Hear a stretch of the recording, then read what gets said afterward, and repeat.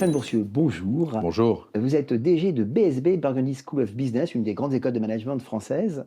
Et leur particularité, c'est que vous battez un record de longévité à ce poste de DG, dont on sait qu'il est souvent animé. À quoi tient cette longévité? 18 ans. 18 ans dans quelques semaines, comme directeur général de BSB. Quand je suis arrivé à l'époque, il y avait eu 9 directeurs en 10 ans. Donc mon espérance de vie, elle était de 15 mois. Ça fait 18 ans. Donc manifestement, il y avait des choses à modifier. Et la principale chose qui tient à la longévité, c'est la modification de la gouvernance. D'avoir gagné en autonomie, d'avoir pu piloter l'école, porter la stratégie de l'école, en ayant la confiance de la Chambre de commerce, en ayant confiance de la part des actionnaires, avec la mise en place d'un EESC en 2016. Alors, quand on a fait 18 ans à ce poste, est-ce qu'on porte encore des grands projets? Heureusement, parce que sinon on s'ennuierait. C'est pas du tout la même école qu'il y a 18 ans. C'est même pas la même école qu'il y a une dizaine d'années. C'est pas l'école d'il y a 5 ans et ce sera pas l'école de dans 5 ans. Donc oui, on porte des grands projets pour cette école pour les 5 prochaines années. Alors, si je vous demandais par exemple de citer le principal projet qui vous vient à l'esprit là, pour l'année qui vient ou les 2 années qui viennent. Il y en a un évident, c'est celui du campus lyonnais. On est aujourd'hui sur un campus à Lyon. On est implanté à Lyon depuis 10 ans. On a un campus aujourd'hui qui fait 3000 m² et qui accueille 850 étudiants. Et on est en train de faire construire un nouveau campus dans le 8e arrondissement, dans Lyon, qui permettra d'accueillir à terme 2500 étudiants sur 10 000 m². Alors, est-ce que BSB est encore une école dijonnaise? Elle est dijonnaise. Elle est dijonnaise d'abord parce que 2300 de ses élèves sont à Dijon aujourd'hui, contre 850 à Lyon. Donc on voit qu'il y a quand même un poids des Dijonnais qui sont très forts. Il y a un campus historique qui est magnifique, qui a été totalement refait en 2017. Il y a aujourd'hui une croissance qui se poursuit sur Dijon. Mais il s'agit de rééquilibrer, de marcher à terme sur 2 jambes, avec un campus dijonnais à 2500 étudiants, et puis à terme un campus lyonnais à 2500 étudiants pour pouvoir connaître un développement équilibré. À terme, votre campus lyonnais accueillera tous les programmes? Il accueille déjà le Master Grande École, il accueille déjà le Bachelor, il accueille déjà un certain nombre de Master of Science, mais on va développer l'offre de programmes sur le campus lyonnais et on va développer l'offre en termes d'alternance, en particulier parce qu'il y a un besoin spécifique sur la métropole lyonnaise. Alors, on parlera de l'alternance un peu plus tard. Ouais. On va peut-être débuter, quand on parle formation, on va parler des prépas. Est-ce que pour une grande école comme la vôtre, qui a une croissance importante, est-ce que les prépas restent toujours le socle de votre recrutement? Est-ce que ça reste la base de l'école? C'est un noyau important dans le Master Grande École. Dans le Master Grande École, les prépas, c'est le socle fondamental, effectivement, je vous rejoins. Aujourd'hui, ce sont plus de 200 prépas qui sont recrutés chaque année sur le Master Grande École. BSB est à la 14e place au CIGEM, a tangenté la 13e place l'an passé. Ça jouait à un candidat. À un candidat près, donc on espère cette année rejoindre la 13e place au CIGEM et continuer de recruter des élèves en classe prépa, même si on sait que le vivier des classes prépa est relativement stable, voire repart un peu pour l'année prochaine. Donc oui, c'est un enjeu absolument essentiel parce que ce sont des étudiants qui sont moteurs d'un point de vue académique, qui sont moteurs d'un point de vue international, qui sont moteurs aussi dans la vie associative et on tient particulièrement à ces étudiants. Alors, vous savez que quand on parle prépa et grande école, il y a tout de suite le mot continuum qui Oui. arrive. Alors, c'est quoi votre réflexion aujourd'hui sur le continuum et la manière, effectivement, de le pratiquer? Alors le continuum, il passe essentiellement par une dimension qui est celle, je vais appeler d'ouverture intellectuelle, qui est de considérer qu'on a des étudiants qui sont là pour apprendre des fondamentaux, et on n'invente rien, hein, on retrouve ça dans beaucoup d'écoles, qui sont là pour apprendre les fondamentaux du management, mais aussi apprendre une capacité à évoluer. Et cette capacité à évoluer, elle passe par la capacité à problématiser les choses, à comprendre le monde, à comprendre la complexité du monde. Et ça passe par exemple par un parcours spécifique à BSB qui s'appelle le parcours McGill, mais qui n'est plus seulement à l'université McGill aujourd'hui, qui est aujourd'hui à l'université de Florence, à l'université de Hong Kong, à Trinity College en Irlande, où nos étudiants ont la possibilité de suivre un semestre de cours d'humanité. Et pas simplement des cours de management, pas simplement des cours de finance, de comptabilité, de contrôle de gestion ou de stratégie, mais de suivre des cours de philosophie, des cours d'histoire, des cours de littérature pour comprendre la complexité du monde, parce que ce que sera le monde demain, on n'en sait rien. Et cette capacité à problématiser les choses, à avoir une vraie démarche intellectuelle, elle nous semble essentielle et elle fait vraiment le lien avec ce que les étudiants ont déjà vécu en prépa. Alors, sachant que ça rejoint une problématique dont on entend beaucoup parler, qui sont les soft skills, parce que j'imagine que ça participe Aussi. activement aux soft skills. On parle aussi beaucoup d'hybridation dans les grandes écoles, c'est-à-dire cette possibilité au sein d'une grande école de management de faire finalement des choses un peu différentes. Qu'en est-il à BSB? Alors ça passe chez nous beaucoup par les Master of Science. Il n'y a pas forcément de parcours avec des universités, enfin avec des institutions partenaires en France. Il y en a à l'international, mais pas forcément en France. C'est un choix qu'on a fait plutôt de privilégier les Masters of Science en interne que d'aller chercher les partenariats en externe. Donc l'hybridation, elle passe par des doubles compétences, telles que le management plus le management de la culture, telles que le management généraliste plus le management des vins et des spiritueux, par exemple, des domaines d'expertise propres à l'école qu'on a développés via nos Masters of Science et qui permettent aux étudiants d'avoir un master généraliste en management avec des compétences spécifiques au management et puis d'avoir un master d'expertise dans des domaines d'excellence, des domaines de pointe. Alors c'est dans cette logique-là que vous ouvrez des spécialisations importantes l'année prochaine?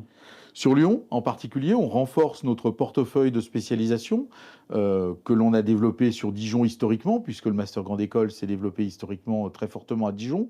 On est en train de le déployer à Lyon et on déploie de nouvelles spécialisations, des spécialisations dans les domaines du marketing, des spécialisations dans le domaine de la finance, des spécialisations dans le domaine du management, avec une caractéristique, c'est qu'elles sont en particulier disponibles en alternance, dont la possibilité de faire de l'alternance tout le M1 et tout le M2 ou uniquement le M2.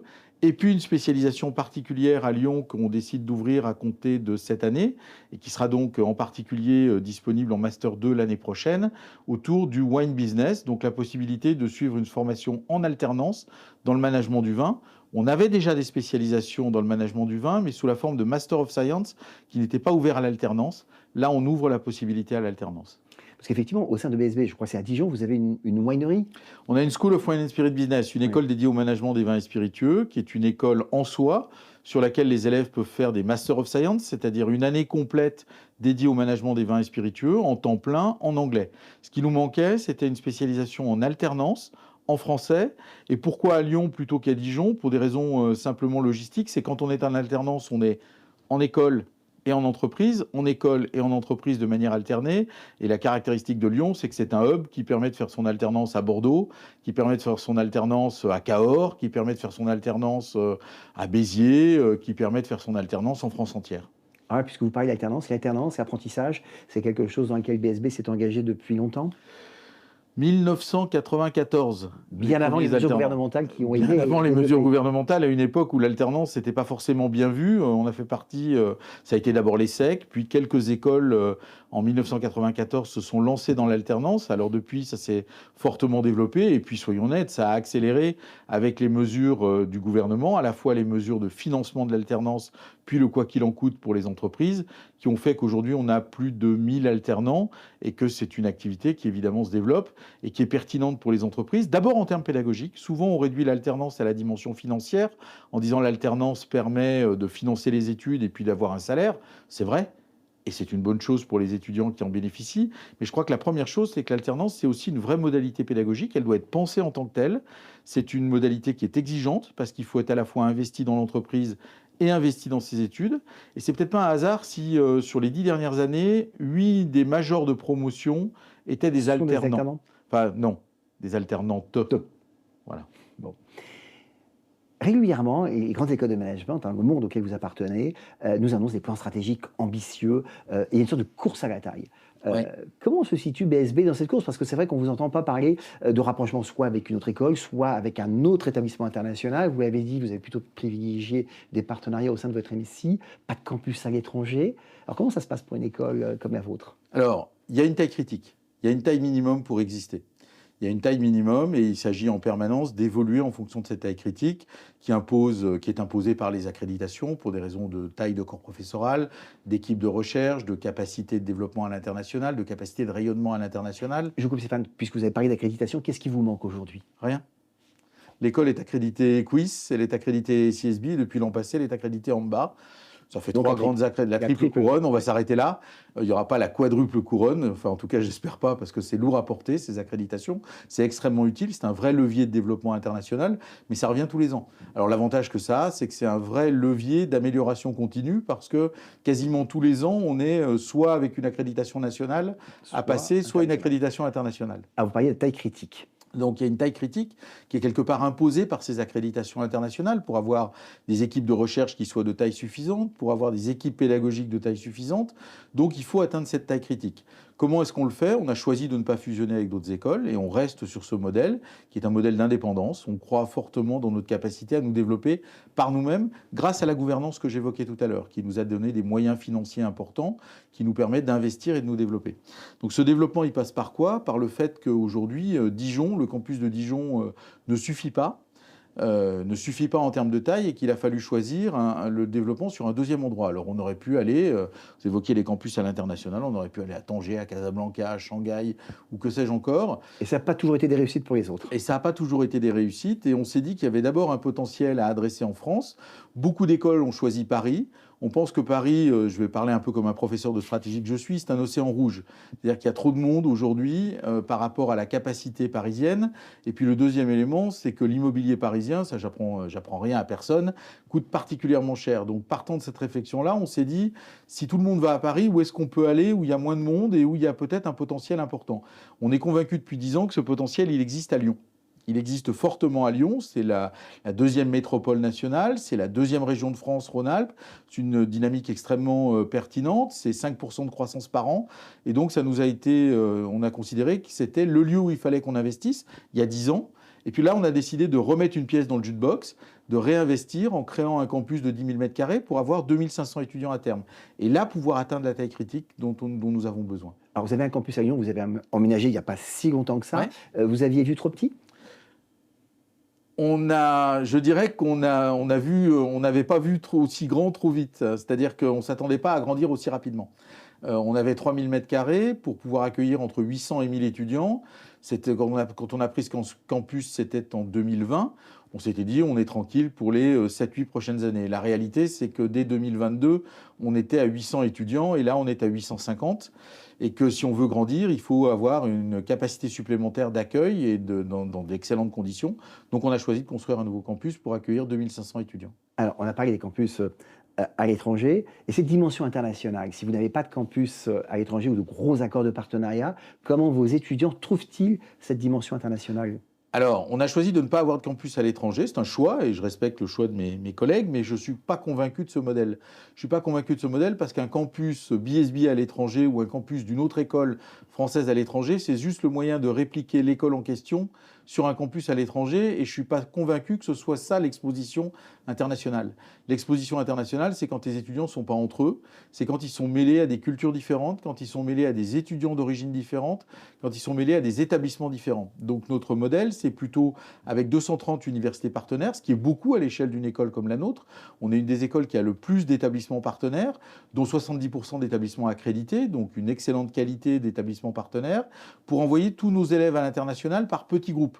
Quand je dis petits groupes, c'est on ne peut pas faire moins, 2, 3, 4 élèves maximum. En tout cas, pas des grosses cohortes. Pas de grosses cohortes. L'objectif, c'est que les élèves partent en tout petits groupes pour pouvoir être exposés à l'internationalisation, pour pouvoir baigner dans une culture internationale qui soit différente de celle de leur école d'origine. Alors tout à l'heure, vous avez parlé de la taille critique à atteindre, et notamment aussi pour les accréditations. Et comment ça se passe pour les classements? Un certain nombre de DG de grandes écoles vous disent, nous, notre ambition, c'est d'être dans le top 10 du classement français, d'être dans le top 25 du FT, par exemple. Ouais. Vous, votre ambition, laquelle est-ce? Alors d'abord, il y a des classements. Ces classements, il y en a qui sont bons, il y en a qui sont moins bons. Ils ont le mérite d'exister avec leurs qualités et leurs défauts, dont acte. Et j'en prends acte et j'ai pas forcément à débattre des classements. Nous, on a 3 ambitions. La première, c'est le CIGEM. C'est pas un classement, c'est la réalité du marché. Oui. C'est le CIGEM. On est aujourd'hui à la 14e place. On a tangenté la 13e place. L'objectif, c'est de prendre la 13e place. Et puis, comme dirait Didier Deschamps, c'est match après match qu'on joue les résultats. Le deuxième classement, c'est le classement Happy at School. Parce que le classement Happy at School, c'est le vote de nos étudiants. C'est le vote des étudiants. Je respecte les classements faits par la presse. Mais là encore, c'est un autre type de classement. C'est un classement fait par les étudiants. Et dans ce classement-là, on était premier l'an passé, premier cette année. Et depuis le début de ce classement sur le podium, donc nos élèves sont heureux dans notre école, sont satisfaits dans notre école, même s'il y a des choses à améliorer. Et pour nous, c'est un classement extrêmement important. Et puis le dernier, c'est le FT. On est aujourd'hui dans le top 100 des meilleurs Master in Management du FT. L'objectif, c'est de continuer de progresser. En 2000, notre meilleur classement, c'est 2022, où on était à la 62e place. L'objectif, c'est de faire mieux l'année prochaine. Alors si on se revoit dans 5 ans, on discute de votre campus de Lyon, est-ce que vous me direz « Ah, non, là, ça y est, notre campus de Lyon, on est saturé ». Il faut qu'on réfléchisse à autre chose. Alors, on réfléchira sans doute à autre chose, parce qu'il faut d'ores et déjà anticiper, mais le autre chose sera peut-être là, probablement, ailleurs qu'à Lyon. Il s'agira de développer un 3e pôle et il sera temps de se poser la question, mais une fois qu'on aura fini de construire le campus lyonnais, c'est-à-dire d'ici 1 an ou 2. Donc l'objectif, ce sera 2500 étudiants à Lyon, 2500 étudiants à Dijon, et puis une ambition de développement qui sera peut-être digitale, qui sera peut-être virtuelle, qui sera peut-être dans un autre pays, j'en sais rien, mais il s'agira d'assurer un 3e relais de croissance à ce moment-là, dans 5 ans. Alors, puisque vous parlez de croissance, quand on pense à effectifs, on sait que les effectifs de prépa restent assez limités, même si cette année ils sont en très légère Ils repartent. progression. Votre progression à vous, elle va se faire sur quoi? Sur les bachelors, sur les AST, ceux qui vont venir avec un bac +2, +3, et les étudiants internationaux? Alors, sur les bachelors, oui. D'abord, garder notre attractivité sur le marché des classes préparatoires. C'est une évidence et c'est absolument essentiel. Deuxième élément, le marché des bachelors est un marché qui a évolué et qui continue d'évoluer, même si on est sur un plateau démographique et qu'à partir de 2032, on devrait redescendre, mais ça laisse encore du temps. Il y a le marché des AST et en particulier des licences et des bachelors en continuité d'études, plus que des bacs +2. Hein. Les BTS restent stables et les DUT, on le sait, sont passés en BUT. Et puis, il s'agit évidemment d'avoir un relais de croissance fort à l'international. C'est déjà le cas. On a doublé notre nombre d'étudiants internationaux et il s'agit de continuer de progresser en matière de recrutement et d'attractivité d'étudiants internationaux.